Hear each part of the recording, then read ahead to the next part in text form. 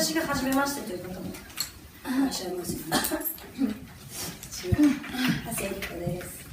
アメリカで、YTT の200時間をやりました。共通訳をやらせております。よろしくお願いします。私がクリパルと出会ったのは随分前で、私今44なんですけど、20歳ぐらいの時に大学のバイトの関係でクリパルセンターを知って、大学卒業してボランティアに行って、95年に神戸の震災の年に行ってクリパルセンターに5ヶ月住んでて、浦さんがやった5ヶ月のボランティアと同じやつを私20年ぐらい前にやって、その時にグレース行ったんですって。グレースもちょうど95年 You went to Cripple in 95? その同じ年にグレースもクリパルセンターに初めて行って、そこから20年住んでた方です。20年クリパルにいた先生で、クリパル教師になったんだけど、その後マッサージスクールがその当時はあったんですね。クリパルボディワークっていう別の今のスクールオブヨガとスクールオブアイルベーダみたいなのがあったじゃないですか。あんな感じでスクールオブボディワークみたいなのがあって、そのマッサージスクールで教えてもいたし、マッサージスクールに来る人にヨガクラスを提供するっていうのをやってたんですって。そこから割と解剖学に入っていって、で近年の、200時間を受けた方はグレースの解剖学を受けたんですよね。So she did 200 hours in Kripalu. So she took your... Oh, great! 200時間をクリパルセンターでやる人はほぼほぼグレースからアナトミー解剖学を受けるんですね。2日間ぐらいあるんですよね。で彼女がその骨とか肉の話をするんですけど、そこがすごくこうスピリチュアリティとつながっている話とか、発生なんていうんだっけ、エンブリオロジーだから体生学っていうの、子供がどうやって出てきて、そこのどこの部分がこうなるからこんな風にミステリアスなんですよみたいな話がすごく面白くて、私も彼女の授業を聞いて、解剖学って面白いんだってことを初めて知った先生です。すごい専門家で初めての日本です。Anything else I should add?ワツ、そうでボディワークをやる方なんですけど、ワツって水の中でやるマッサージ知ってます？水の中に一緒にセラピストが入ってこう動かしていくウォーターマッサージがあるんですけど、それをやっていらっしゃる方でもあります。Well, hello, first. I'm so happy to be here. Yeah, it's just wonderful. Yeah, to see the family of yoga teachers around the world is just so wonderful. クリパルの先生がこう世界のクリパルの先生に会えて嬉しいですね。アメリカ以外の場所。So as Erica was saying, with my studies,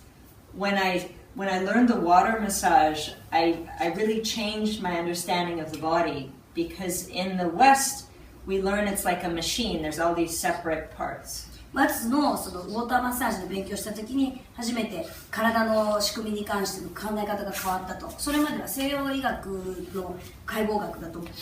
ーツで分けて体を考えるの。So all kind of disconnected. And then in the water,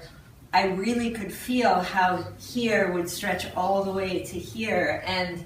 there was this experience of yoga or union to the body. それで水の中でマッサージをした時にこの手の指先がどんな風に全身を伝って足までつながるのかということが感覚としてスッと分かったそうです。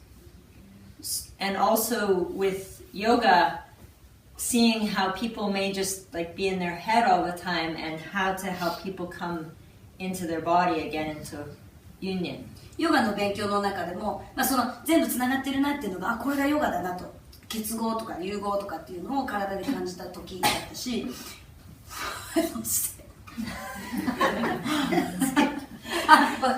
でヨガの勉強する時に割とみんな頭の中でこう考えたりするじゃないですか。それを体の体験に実際に体でどう体験するのかということにもう一度注目をしたいと。Great. 二人ともぼーっとしてる。すみません。Oh no, she's great. Yeah. So for me, I've loved teaching anatomy because so often people will just be in their heads trying to memorize words and it's all confusing. But this is really learning you. It's like traveling into the mountains and rivers on an adventure that's you. この単語が難しいとかいろいろ専門用語が出てくることを何とか覚えようとするというのが解剖学ではなくて、私にとっては解剖学というのは自分自身をより知っていくという勉強、自分の勉強です。この体の中にある山や川や谷やそういった流れを理解するのが私にとって解剖学だと。So rather than learning the different maps to feel all of it inside of you. So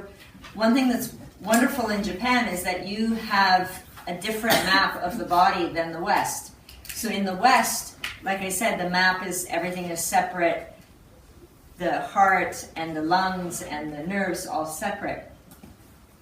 西洋医学での教え方が一つのマップだとしたらまた別のマップを渡すような感じですね。それで西洋医学のマップっていうのはここが心臓系、ここが循環器系、こっちは神経系みたいな風にバラバラになってますけども、日本ではそこまでもともと私たちの文化の中にそういうのをこう全体的に感じるみたいなものがそもそもあると。So if you grew up in an Eastern map of the body, there's more expression about energy and health and vitality as well as disease, and in the West there tends to be sometimes more of that focus on things being separate and what's wrong and not full potential. So you're very lucky that you grew up with a map that helps you travel to a path of full expression. 東洋医学をベースになっている国で、そういう文化の中で生まれ育った私たちはある意味幸運だと思いますと。ただバラバラにした部位がつながっているんではなくて、全体性であったりとかエネルギーの話とかと活力がどこにあるのかとか、そういったことがもともと知識として私たちの中にある。そういう意味ではラッキーですね。So whenever I'm working with someone with yoga or massage, I always want to know what's the destination that they want to get to, and then I need to give them the useful map for that destination. So I use the example, if someone wants to buy shoes, I give them one map, and if they want to go to a shrine and temple and worship, that's a different map. なのでヨガやマッサージにもどっちでもですけども、こういうふうに教えるときには皆さんがどこに行きたいのか、それを知りたいんですね。それによって必要なマップを私がお渡しすることができると思いますと。例としては靴を買いたいと言っている人に与えるこれですよっていう生き方と、神社に行ってお祈りがしたいって言ってる人に渡す地図は全く違うものなはずですよね。同じ東京とか同じ大阪という街であっても。So I'm so excited today that you chose to come and learn more about the chakras, because this map from yoga is so powerful. 今日来てくれたこと本当に嬉しいと思ってます。で、これを選んでくれたことが嬉しい。チャクラはそのヨガの中にあるいくつものあるマップの中ですごくパワフルで、重要なものですね。The map of the chakras offers us a place to understand emotions, or in English we'll say psycho-spiritual centers. I don't know how you'd say that. チャクラはサイコスピリチュアルセンターで、心理学っていうか精神的な心理面、それからあとスピリチュアル面においても中心となるところっていう言い方をするので。So it's very helpful if someone is working with anger, that rather than just having that as a feeling that floods the body, there may be a certain place where it's strongest and where we can then focus energy to help clear that. ある怒りに燃えたぎってるみたいな方とヨガをしなくてはいけない。例えばそういうクライアントがいるとしたら、それをただ単に表現するだけじゃなくて、その怒りはどこを中心としているのか、どこが源なのか、それを見ながらそのエネルギーとどういうふうにワークしていくかによって違う扱い方、違う対応の仕方ができるんでしょう。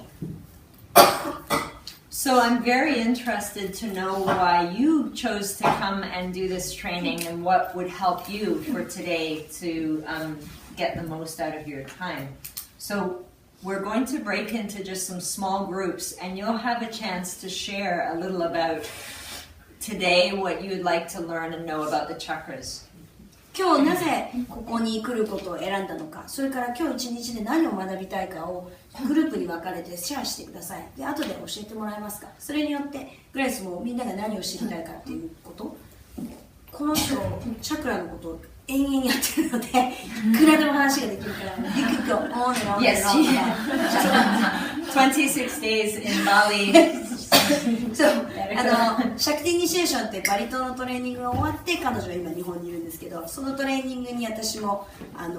去年ちゃんと受けて300時間終了して、で今年もこの前10日間ほど一緒に行って、お手伝いみたいな感じしてたんですけど、そのトレーニングでは1日1個のチャクラって感じでやっていくんですね。今日はスワディシュターの日、今日はマニプラの日みたいな感じで、なのでいくらでも話せるので、ある程度これが知りたいんだっていうのを皆さんに教えてもらっといた方が彼女も教えやすいと思います。で、せっかくの短い時間ですけど、そこからなるべく有効な情報を皆さん持って帰ってほしいので。So today, hopefully, you'll have more of a sense, not just in your head, but in each part of the body, the feeling that these are like temples that we'll be visiting. In the West, we say there's sort of one brain right here, but there's really 7 different brains, or like I say, they're, to me, feel like temples, places where you go to be thankful and to get energy. 西洋では脳みそは一つだというふうに考えますけども、7つの脳があるようなものです。私の中ではチャクラは一つ一つが寺院で、そこに行ってお祈りをして必要なものをもらって帰ってきたりとか、そういう場所だというふうに感じています。今日一日でただこの概念として理解するじゃなくて、体の中で実際にチャクラがどういうふうに自分の体で感じられるのか、そういう体験をしてほしいなと思います。I only know 3 Japanese words. こんにちは。ありがとう。ちょい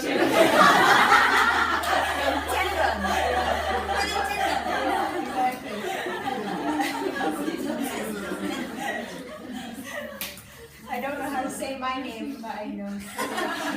私グレースですって言えないのにね。So I'll say, what is your name? ちょいよき。